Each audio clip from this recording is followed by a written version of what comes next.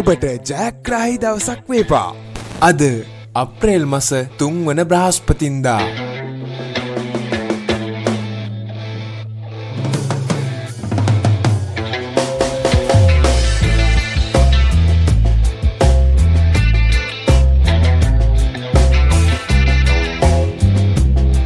ජයග්‍රාහී අංක දිනපතා නැරඹීමට අපව සබ්ස්ක්‍රයිබ් කර තබා ගන්න.